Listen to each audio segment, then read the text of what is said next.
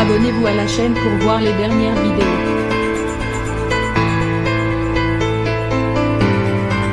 Comment Emmanuel et Brigitte Macron ne seraient pas vaccinés et mentiraient aux Français?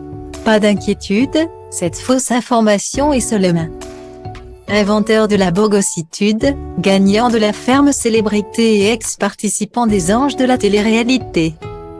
Mickaël Vendetta se considère aujourd'hui comme un simple citoyen cosmique. Très actif sur Instagram, il est devenu une figure de proue des milieux complotistes. Tout particulièrement depuis le début de la crise sanitaire. Farouchement anti-vaccin. Il crie à la dictature, s'indigne tous les jours, et traite carrément Emmanuel Macron de psychopathe dans ses publications. Ce 15 juillet, il est allé un peu plus loin en partageant une fausse information. Je connais beaucoup de monde, vous le savez, a-t-il assuré à ses abonnés. De par mon parcours médiatique.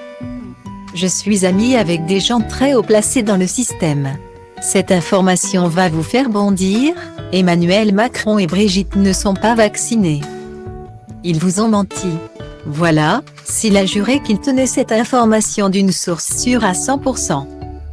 Il a évidemment refusé de préciser de qui il s'agissait, si je vous le révèle. C'est très chaud, a-t-il assuré. Étonnant, pour une personne qui aime justement mettre le feu aux réseaux sociaux. Quoi qu'il en soit, l'Élysée avait annoncé, dans 2 tweets publiés le 31 mai dernier, que le président de la République et son épouse ont été vaccinés, ayant tous les deux été infectés par la Covid-19. Ils n'ont reçu, comme le veut le protocole sanitaire, qu'une injection. Les milieux complotistes avaient commencé à s'agiter dès le début du mois de juin. Tant le fait que le couple présidentiel n'a pas été pris en photo lors de la vaccination. Pas la peine d'héroïser, avait pourtant expliqué un proche d'Emmanuel Macron à Politico. Il le fait le jour de l'ouverture de la vaccination à tous les adultes.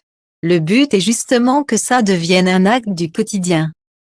D'où l'absence d'image qui a nourri l'imaginaire des complotistes. Mais même lorsqu'il y en a, les soupçons demeurent. Vacciné le 6 janvier dernier devant les caméras, Michel Sim avait été pris pour cible par des internautes qui l'accusaient d'avoir reçu une injection de sérum physiologique. Voire d'avoir utilisé une seringue rétractable. C'est la magie des théories du complot, tout élément peut être détourné pour s'appliquer à l'histoire qu'on veut se raconter.